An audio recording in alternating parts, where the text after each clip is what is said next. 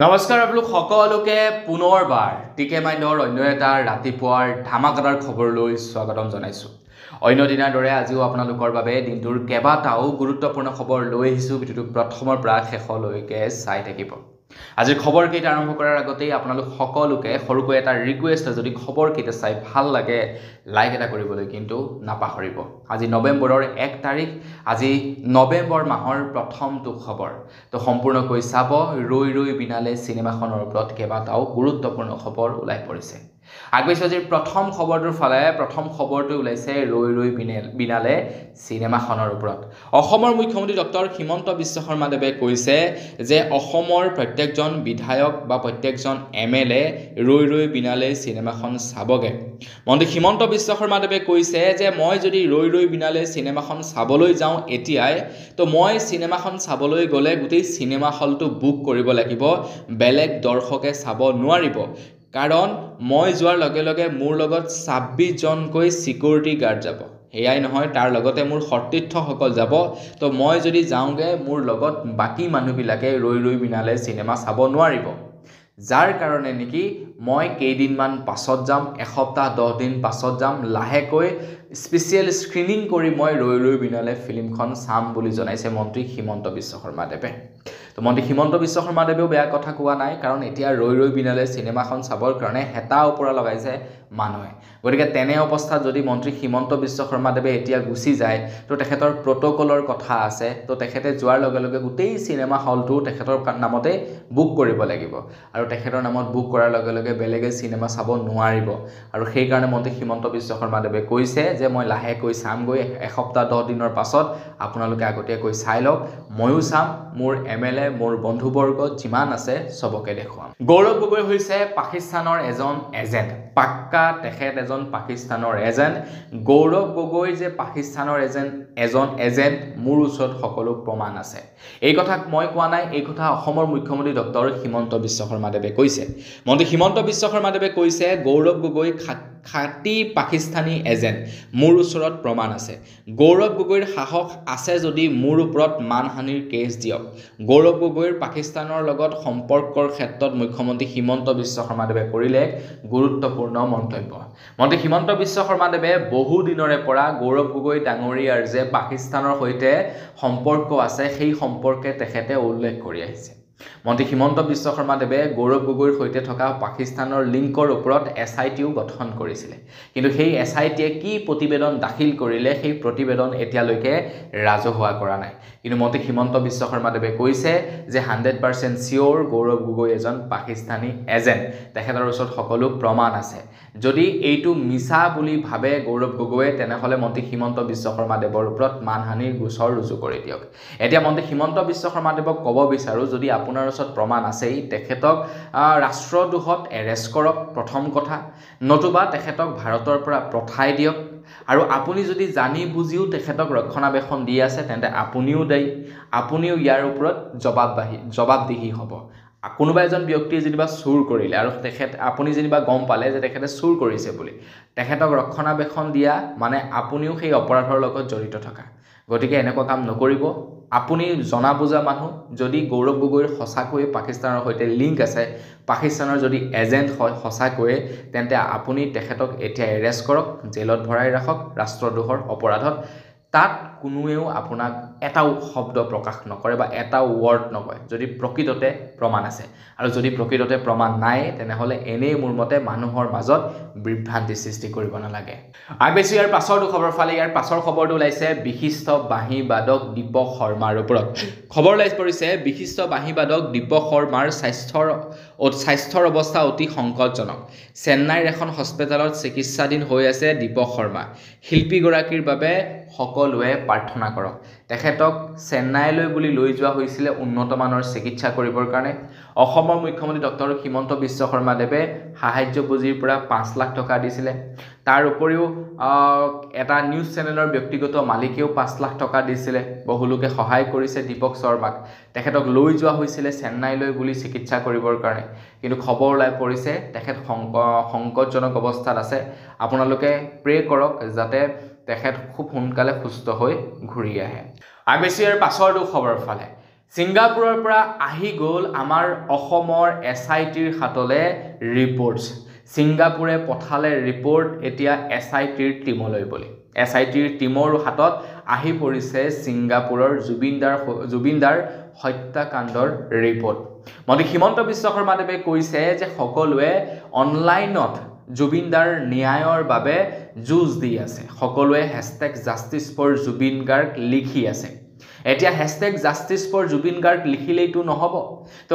#JusticeForJubin লিখাৰ লগতে জুবিনদাক ন্যায় দিবৰ বাবেতো কোনোবাই পৰিশ্ৰম কৰিব লাগিব আৰু সেই পৰিশ্ৰম কৰি আছে SITয়ে সেই পৰিশ্ৰম কৰি আছে অসমৰ মুখ্যমন্ত্ৰী হিমন্ত বিশ্ব শৰ্মাদেৱ এয়া মই কোৱা কথা নহয় মন্ত্ৰী হিমন্ত বিশ্ব শৰ্মাদেৱে কৈছে গতিকে আপোনালোকে অকণমান ৱেইট কৰক ইস্যু কেতিয়াও ডাইভাৰ্ট নহয় জুবিনদাই ন্যায় নোপোৱালৈকে জুবিনদাৰ ইস্যুটোৱে থাকিব বুলি জনাইছে মন্ত্ৰী হিমন্ত বিশ্ব শৰ্মাদেৱে কাৰণ সকলোৱে এতিয়া ইস্যু ডাইভাৰ্ট কৰাৰ কথা উল্লেখ কৰি আছে যেহেতু তেখেতে কৈছে যে ইস্যু ডাইভাৰ্ট নহয় চিন্তা কৰিব নালাগে জুবিনদাই ন্যায় পোৱাটো 100% চিয়ৰ কিন্তু আপোনালোকে 15-16 তাৰিখলৈকে ৰৈ দিয়ক মানে এই নৱেম্বৰ মাহৰ 15-16 তাৰিখলৈকে ৰৈ দিয়ক আৰু তাৰ পাছত আপোনালোকে গম পাব যে জুবিনদাই প্ৰকৃততে ন্যায় পায় নে নাপায় মন্ত্ৰী হিমন্ত বিশ্ব শৰ্মাদেৱে এই সন্দৰ্ভত কৈছে অসমলৈ প্ৰেৰণ জুবিন গাৰ্গৰ ফাইনেল ৰিপৰ্ট ছিংগাপুৰৰ পৰা অসমলৈ প্ৰেৰণ কৰিলে জুবিন গাৰ্গৰ ফাইনেল ৰিপৰ্ট ছিংগাপুৰৰ চৰকাৰে CIDক প্ৰদান কৰিলে টক্সিকোলজি ৰিপৰ্ট মুখ্যমন্ত্ৰীয়ে সদৰি কৰিলে ছিংগাপুৰৰ পৰা অহা প্ৰতিবেদনৰ তথ্য জুবিন গাৰ্গৰ হত্যাৰ কথা দোহাৰিলে মুখ্যমন্ত্ৰী হিমন্ত বিশ্ব শৰ্মাদেৱে ছিংগাপুৰৰ পৰা অসমলৈ প্ৰেৰণ কৰা জুবিন গাৰ্গৰ ফাইনেল ৰিপৰ্টৰ কথা উল্লেখ কৰি তেখেতে কয় যে আপোনালোকে বিশ্বাস ৰাখক SIT টিমৰ ওপৰত চৰকাৰৰ ওপৰত বিশ্বাস ৰাখক 15-16 তাৰিখলৈকে ৱেইট কৰক জুবিনদাই ন্যায় পোৱাটো নিশ্চিত এজন মুখ্যমন্ত্ৰী হিচাপে যিমান কাম কৰিব লাগে তাতকৈ মই এক ষ্টেপ ওপৰত কাম কৰি আছো জুবিন গাৰ্গক ন্যায় প্ৰদান কৰিবৰ কাৰণে এই ভাষ্য মন্ত্ৰী হিমন্ত বিশ্ব শৰ্মাদেৱৰ আগবেছি ইয়াৰ পাছৰ খবৰ ফালে আপোনালোকে ৰৈ ৰৈ বিনালে চিনেমাখন চালে নে নাই চোৱা মই যোৱা কালি চালো অৱশ্যে ফাৰ্ষ্ট শ্ব' চাব নাপালোঁ ফাৰ্ষ্ট ডে চালোঁ কিন্তু ফাৰ্ষ্ট শ্ব' চাবলৈ নাপালোঁ সন্ধিয়া 5 বজাত মই চাইছোঁ যিহেতু বৰ্তমান মই ডিব্ৰুগড়ত আছোঁ তাৰ কাৰণে ফাৰ্ষ্ট শ্ব'টো চাব নোৱাৰিলোঁ ইয়াতে অকণমান মানে টিকট কাটো মানে টাইমৰ ইফাল সিফাল হৈ গ'ল যাৰ কাৰণে সন্ধিয়া 5 বজাৰ শ্ব'টো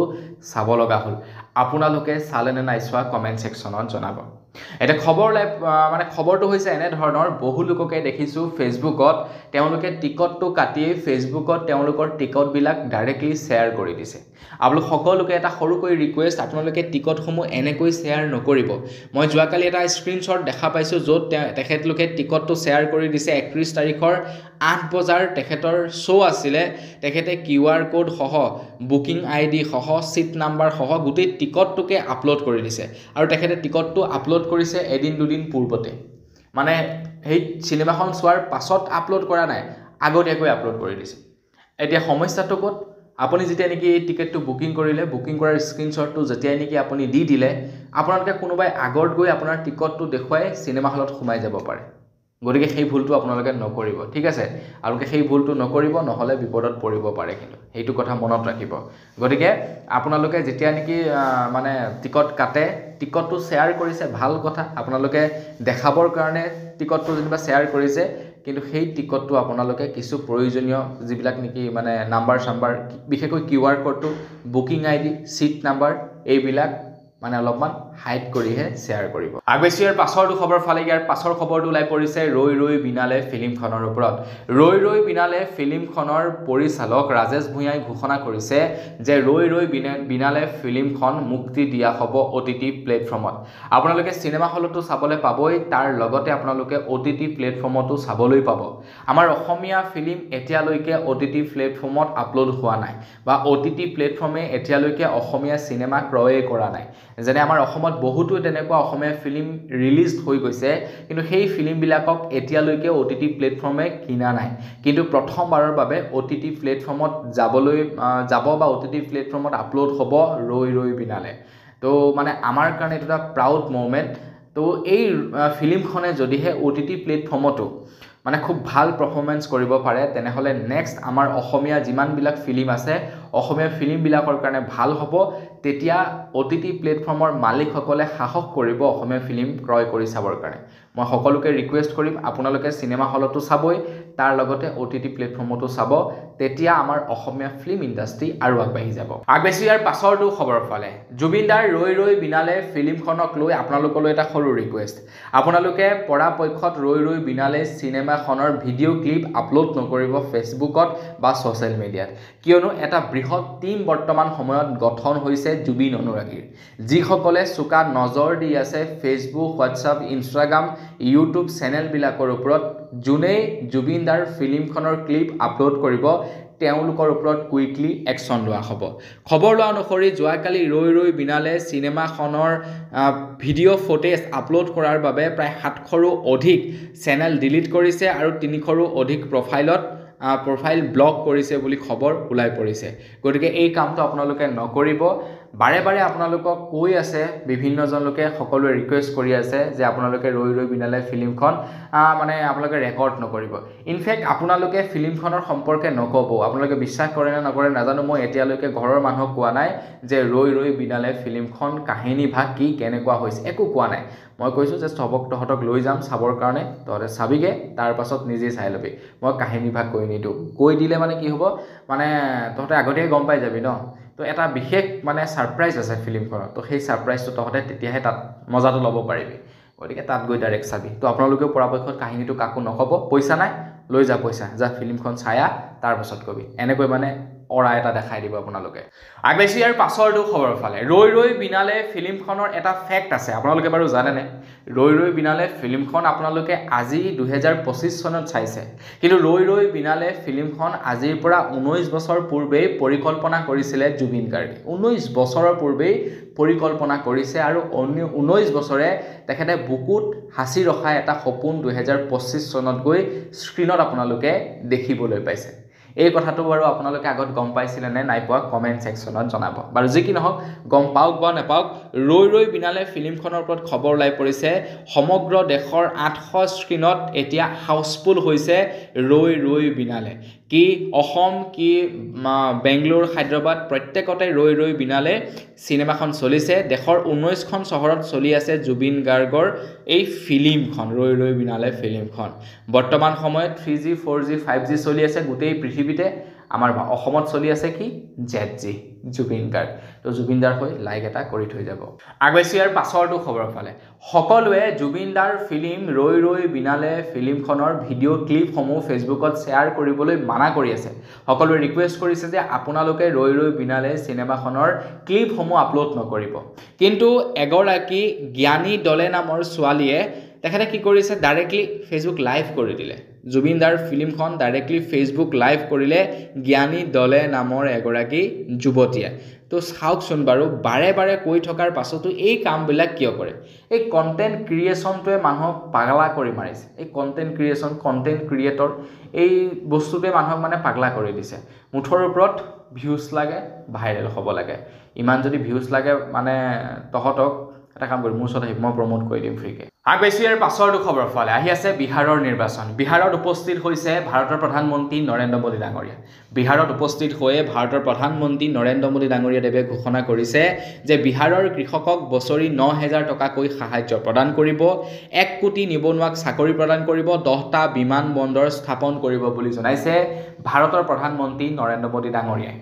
আমাৰ অসমৰ নিৰ্বাচনত আহিবা এনে ধৰণৰ প্ৰতিশ্ৰুতি দিয়ে নে নিদিয়ে প্ৰতিশ্ৰুতিবিলাক পূৰণ নহয় কিন্তু প্ৰতিশ্ৰুতিবিলাক শুনিয়ে কিবা এটা ভাল নালাগে নে বাৰু 1 কোটি চাকৰি দিব 10টা বিমান বন্দৰ হ'ব 9000 টকাকৈ প্ৰতিজন কৃষকক পইচা দিব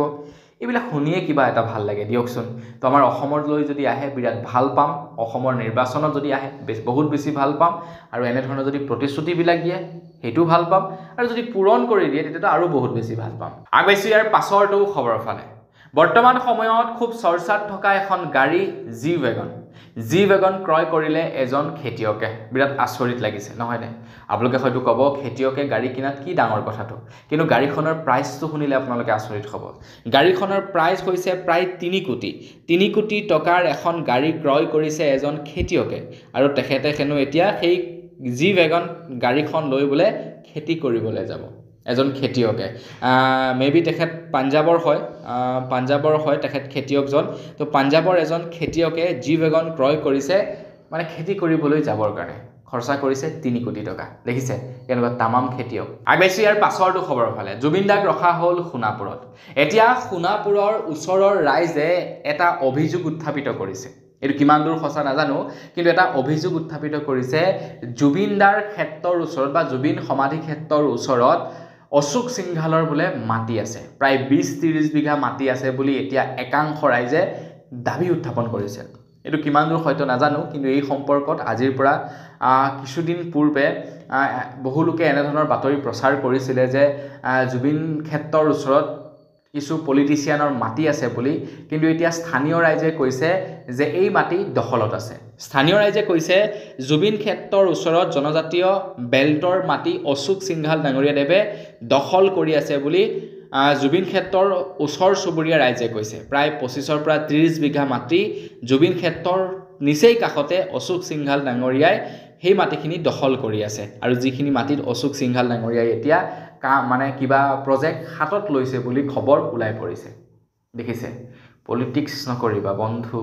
আগবাইছো ইয়াৰ পাছৰটো খবৰ ফালে ইয়াৰ পাছৰ খবৰটো ওলাই পৰিছে টিহু মহাবিদ্যালয়ৰ পৰা খবৰ ওলাই পৰিছে টিহু মহাবিদ্যালয়ত হৈ গ'ল ইলেকশ্যন নিৰ্বাচন প্ৰক্ৰিয়া আৰু এবিভিপিয়ে শিক্ষাৰ্থীৰে জয়লাভ হ'বলৈ সক্ষম হ'ল আজিকালি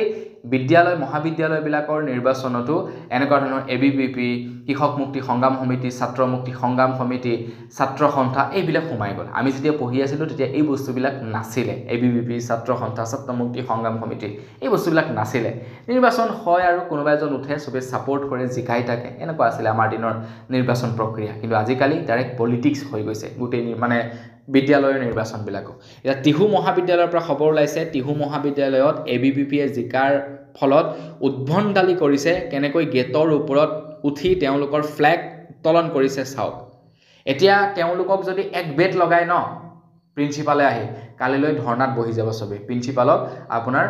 বৰখাস্ত কৰিব লাগে প্ৰিন্সিপালক গতাই দিব লাগে প্ৰিন্সিপালক ৰিজাইন দিয়াব লাগে বৰখাস্ত কৰিব লাগে এনেকৈ বহি যাব আমি যেতিয়া পঢ়ি আছিলোঁ ক্লাছ 12 লৈকে মাৰ খাইছোঁ ক্লাছ 12ত পঢ়ি থাকোঁতে মোৰ এতিয়াও মনত আছে মই ক্লাছত দেৰিকৈ সোমাইছিলোঁ আৰু ক্লাছত দেৰিকৈ সোমোৱাৰ কাৰণে মানে কি কৰিলে মই আৰু এজনে দেৰিকৈ সোমাইছিলোঁ দুইজনকে কি কৰিলে মাটি আনি এছাৰি থাকে নহয় এছাৰিডাল মোৰ পেটত লগাইছে আৰু মোৰ বন্ধুজনৰ পেটত লগাইছে গোটেই ক্লাছটো তেনেকৈ ৰখাই থৈ দিলে এনেকুৱা আছিল আমি পঢ়ি থাকোঁতে আজিকালি এইবিলাক নাই আৰু এনেকৈ কৰিব হ'লে মাষ্টৰকে পিটি থৈ গুচি যাব আগবাইছো ইয়াৰ পাছৰটো খবৰ ফালে ইয়াৰ পাছৰ খবৰটো ওলাই পৰিছে জুবিন দাৰ ফিল্ম ৰৈ ৰৈ বিনালেৰ ওপৰত তো ৰৈ ৰৈ বিনালে ফিল্মখনে যোৱাকালি বক্স অফিচত ধামাল মাচাই দিলে প্ৰায় 3 কোটি টকাৰ গ্ৰছ কালেকশ্যন কৰিছে প্ৰায় 2.1 কোটি টকাৰ নেট কালেকশ্যন কৰিছে আৰু এটা অনুমান কৰা গৈছে এই ফিল্মখনে প্ৰায় এপ্ৰক্স 30 পৰা 40 কোটি টকা উপাৰ্জন কৰিব বুলি এটা খবৰ ওলাই পৰিছে অসমীয়া ফিল্ম ইণ্ডাষ্ট্ৰীত এইখনেই এনেকুৱা ফিল্ম হ'ব যিখন ফিল্মে নেকি প্ৰথম ওপেনিঙৰ দিনাখনেই 3 কোটি কালেকশ্যন কৰিছে আৰু এই ফিল্মখনে এপ্ৰক্স মানে এটা আইডিয়া কৰা গৈছে 30 পৰা 40 কোটি টকা ইনকাম কৰিব বুলি 30-40 কোটি টকা কম নহয় কিন্তু মানে ওপেনিংটো চাইটো ঢেৰ কৰিব যেন লাগিছে কিন্তু অসমত যেহেতু মানুহৰ অভাৱ মানে কি আৰু কিমান মানুহ আছে নো আমাৰ অসমত গতিকে ইমানখিনি মানুহৰ পৰা ছবিটো নাযায় আৰু চাবৰ কাৰণে গতিকে 30 পৰা 40 কোটি টকা উপাৰ্জন কৰিব যেন লাগিছে ফিল্মখন কিন্তু চলিব নেক্সট ইয়াৰলৈকে ফিল্মখন চলিব আপোনালোকে চাই থাকক আগবাইছো ইয়াৰ পাছৰটো খবৰ ফালে ইয়াৰ পাছৰ খবৰটো ওলাই পৰিছে সৰুসজাইৰ পৰা যোৱাকালিত সৰুসজাইত ভূমি পূজন কাৰ্যসূচী সম্পন্ন হয় এডভান্টেজ আসাম 2.0 অধীনত হোৱা কেইটামান এগ্ৰিমেণ্টৰ অধীনত খবৰ লোৱা অনুসৰি সৰুসজাইত হ'ব এতিয়া বিশ্বমানৰ হস্পিটেল আৰু 5 তাৰকা হোটেল মাতৃ আৰু প্ৰসূতিৰ বাবে 50খন বিছনাযুক্ত ককন হস্পিটেল স্থাপন কৰা হ'ব বুলি জনাইছে আৰু সৰুসজাইতে নিৰ্মাণ হ'ব লেমন ট্ৰি প্ৰিমিয়াম নাম্বাৰ 5 তাৰকা হোটেল তাততো আমাৰ থকাৰ মানে কেতিয়াও সপোন পূৰণ নহবই এডভান্টেজ আসাম 2.0 অধীনত অসম চৰকাৰৰ সৈতে হোৱা আৰজে গ্ৰুপৰ সৈতে হোৱা চুক্তিত যোৱাকালি ভূমি পূজন কৰে চৰকাৰী বস্তু নহয় কিন্তু এইবিলাক প্ৰাইভেট আমাৰ অসম চৰকাৰৰ সৈতে চুক্তিহে হৈছে যাতে ইয়াতে আমি বিজনেছ কৰিম বুলি ঠিক আছে তো সেইটো মানে প্ৰাইভেটেই হ'ব মানে সেই হস্পিটেলখনত যে মানে ফ্ৰী কৰি দেখাব পাৰিব তেনেকুৱা নহয় পইচা দিয়েই দেখাব লাগিব কিন্তু মানে স্পেচিয়েল হস্পিটেল হ'ব আৰু মানে বাহিৰৰ ধনী মানুহ আহিছে ইয়াতে মাটি লৈছে চৰকাৰে মাটি দিছে কম দামত 1 টকা 2 টকা বিঘা মাটি দিছে বনাই দিছে আৰু আগবাইছো ইয়াৰ পাছৰটো খবৰ ফালে অসমলৈ ডিসেম্বৰত আহিব ভাৰতৰ প্ৰধানমন্ত্ৰী নৰেন্দ্ৰ মোদী ডাঙৰীয়া আমাৰ অসমলৈ ডিসেম্বৰ মাহত ভাৰতৰ প্ৰধানমন্ত্ৰী নৰেন্দ্ৰ মোদী ডাঙৰীয়া আহিব নাহৰকটীয়াত ইউৰিয়া সাৰ প্ৰস্তুতকাৰী প্ৰকল্পৰ শুভাৰম্ভণি কৰিবলৈ আহিব বুলি খবৰ ওলাই পৰিছে আৰু তেতিয়াই হয়তো তেখেতে জুবিন দাক চাগে শ্ৰদ্ধাঞ্জলি দিবলৈ আহিবও পাৰে আহিব নে নাহিব সেই সম্পৰ্কত নাজানো এই সম্পৰ্কত এতিয়ালৈকে একো ফিক্স হোৱা নাই যদি আহে তেতিয়া অসমৰ ৰাইজে ভাল পাব আৰু যদি অসমলৈ আহিও জুবিন দাক শ্ৰদ্ধাঞ্জলি দিবলৈ নাহে ন তেতিয়া কিন্তু অসমৰ ৰাইজে